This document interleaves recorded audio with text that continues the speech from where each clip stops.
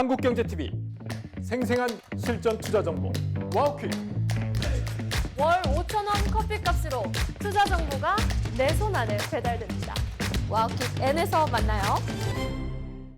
네, 시장 투자 전략 세워보도록 하겠습니다. 전략적 투자 조상현 현대자산운용본부장 모셨습니다. 본부장님 안녕하세요. 반갑습니다. 안녕하세요.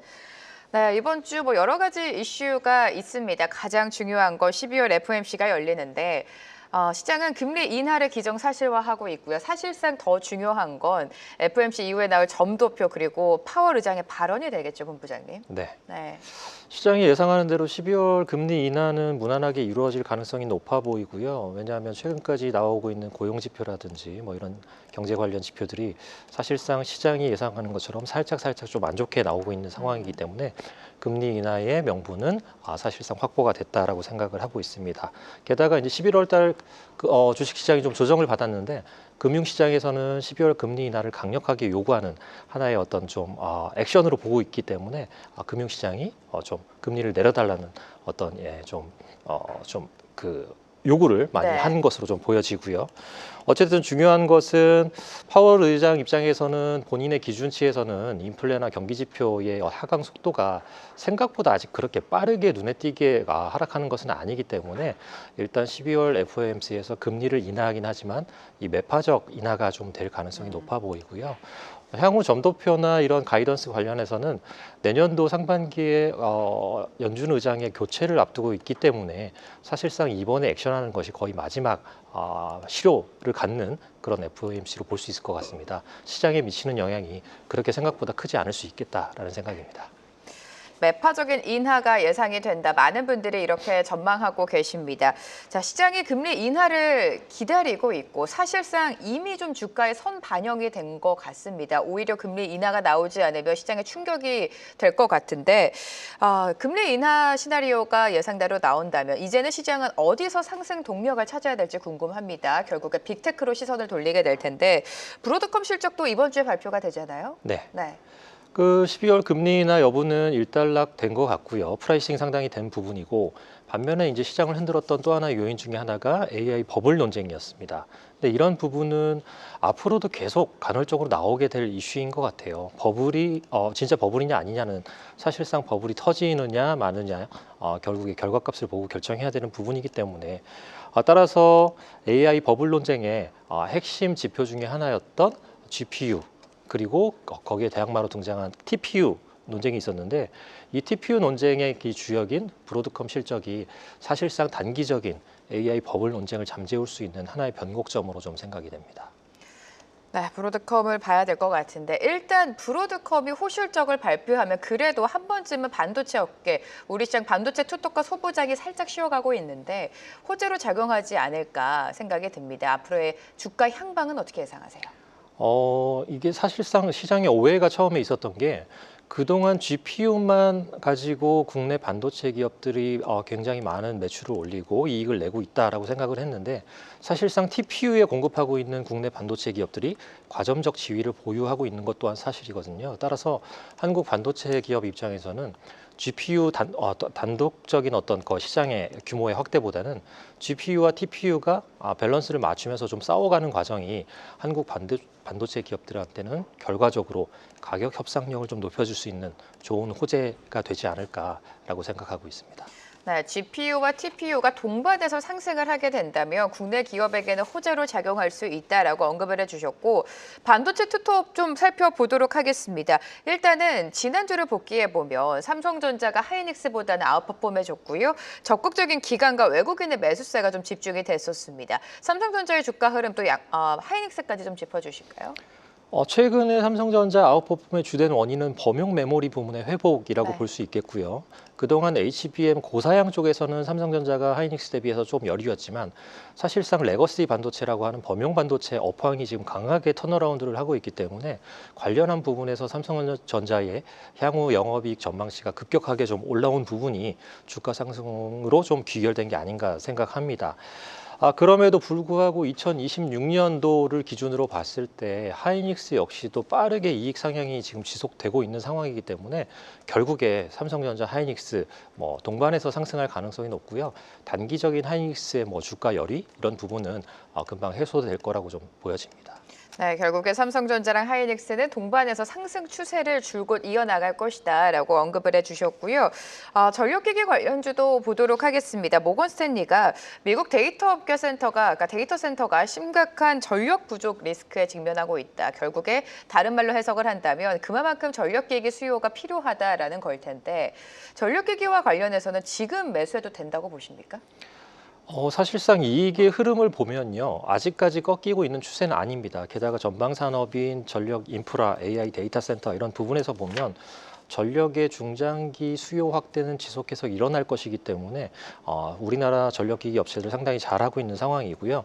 다만 이제 기업별로 수주 간격에 따른 시차가 존재하기 때문에 어떤 기업은 분기 실적이 좀 잘 나오고 어떤 기업 같은 경우에는 좀 슬로우하게 나오는 부분이 있는데 결국에는 다 키 맞추기가 될 것 같고 따라서 이제 대형주뿐만 아니라 코스닥이나 중소형주에 있어서도 저희가 전력기기 업체에 대해서는 지속적으로 좀 관심을 가져야 되는 부분이다라고 말씀드리고 싶습니다. 네, 젠슨 황도 한 말 붙였죠. 전력이 없으면 AI도 없다. AI 전력원으로 원전을 또 꼽기도 했는데 원전하면은 우리가 가장 먼저 떠오르는 단어가 조방원이 되겠죠. 조방원이 시장을 주도했다가 살짝 주춤한 모습을 보여줬었습니다. 조선과 방산에 대해서는 보수적인 관점을 제시하시는 분들도 많은데 원전은 여전히 좀 모멘텀이 살아있다라는 평가도 있거든요. 원전주 어떻게 보십니까, 본부장? 사실 가격 및 기간 조정을 상당 기간 지금 받고 있는 상황이고요. 하지만 이 미국 쪽에서의 원전과 관련한 좋은 뉴스들은 계속 나오고 있는 상황이기 그렇죠. 때문에 이러한 기간 조정 기간이 지난 다음에는 다시 원전에 대한 관심이 좀 증가할 가능성이 높고요. 이건 비단 원전뿐만 아니라 조선 방산에 관해서도 마찬가지입니다. 다만 한 가지 고려하셔야 될 부분이 항상 업종에서 투자를 할 때 업종의 최우선순위를 정하는 게 중요한데 지금 현재 국면에서는 조선이나 원전이 최우선순위는 아니다. 왜냐하면 조선 원전보다 펀더멘털리 모멘텀이 큰 이익 증가율이 큰 다른 업종들이 좀 존재하기 때문에 그 구간 동안 잠시 쉬고 있는 것이다라고 보시면 되겠고요. 이러한 기간이 지나고 어느 정도 키 맞추기가 일어나게 되면 그 다음에 다시 원전에 대한 관심이 증가할 수 있을 것 같다라고 말씀드리고 싶습니다. 조선과 원전은 지금 당장 보기에는 좀 제한적일 것이다. 결국에 좀 반도체를 긍정적으로 보고 계신 것 같아요. 자, 방산 이야기도 살짝 여쭤보도록 하겠습니다. 방산은 내년도에 관심 섹터를 우리가 넣어야 되는 겁니까? 아니면 조선과 원전처럼 지금은 아니다라고 판단하십니까? 지금은 아닌데요. 방산 기업이 내년에도 성장을 하는 것은 맞거든요. 다만 올해 대비해서 성장의 기울기가 내년엔 조금 내려갈 것 같긴 합니다. 수주와 관련한 부분도 마찬가지고요. 상대적인 관점에서 보면 성장률이 살짝 둔화하는 것이기 때문에 주가의 수익률 측면에서 보면 다른 성장률이 올라가는 업종 대비해서 조금 열이에 갈 가능성은 여전히 있다고 보여지고요. 다만 저희가 예상하지 못했던 큰 수주나 어떤 어닝 서프라이즈가 나오게 되는 경우에는 단기적으로 또 방산 기업들이 주가가 좋을 수 있기 때문에 그런 부분과 관련한 관심 종목 등록은 항상 해놓고 가시는 게 좋지 않을까 생각됩니다. 네, 코스닥 쪽으로 시선을 돌려보면 오늘 2차 전지 관련주 좀 시세를 내주고 있고요. 로봇도 최근에 꾸준한 상승 추세를 그려오고 있습니다.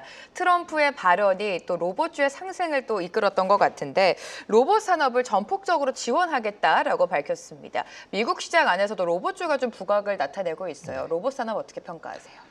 사실 이게 이제 피지컬 AI로 대변되는 휴머노이드 산업에 대한 관심이 고조가 되고 있고요. 국내도 그런 관심들이 점점 커지고 있는 상황인데 장기적으로 성장할 산업이면 틀림없는 것 같습니다. 게다가 이번 주 내지는 다음 주에 발표될 정부의 코스닥 활성화 대책에 대한 어떤 최대 수혜 업종 중에 하나이기도 하고요. 다만 하나 말씀드리고 싶은 건 로봇 섹터는 아직까지 이제 숫자보다는 내러티브에 의존하는 경향이 큰 산업이기 때문에 사실상 일반 투자자분들이 접근하기에는 조금 난이도가 있는 업종이라는 생각이 들고요. 따라서 오를 때 급하게 따라가시는 것보다는 장기적인 안목을 가지고 투자하는 그런 자세가 좀 필요한 업종이지 않을까라는 생각입니다. 네, 로봇 산업은 아무래도 지금 당장 숫자가 꽂히지 않기 때문에 좀 장기적인 흐름으로 가져가자라는 말씀을 해주셨습니다. 제약바이오도 코스닥에서 빼놓을 수가 없겠죠. 알테오젠 같은 경우에는 지난주 금요일에 이슈가 나오면서 크게 조정을 받았습니다.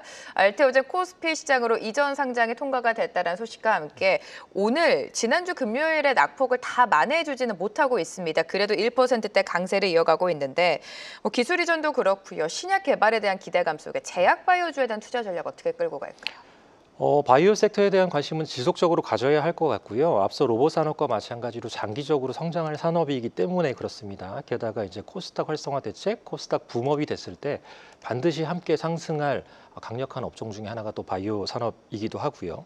그리고 국내 상장된 바이오테크 기업들 굉장히 잘하고 있고 글로벌 빅파마들이 굉장히 많은 관심을 갖고 있기 때문에 상당히 좀 앞으로 좋은 흐름을 보여주지 않을까라고 생각하고 있고요. 이런 자체적인 기술력을 보유하고 있는 내부적인 경쟁력뿐만 아니라 미국에서 상하원 통과된 생물보안법이랄지 이런 외부적인 요인들도 상당히 긍정적으로 흘러가고 있기 때문에 바이오 섹터에 대한 관심은 지속적으로 가지시길 추천드립니다.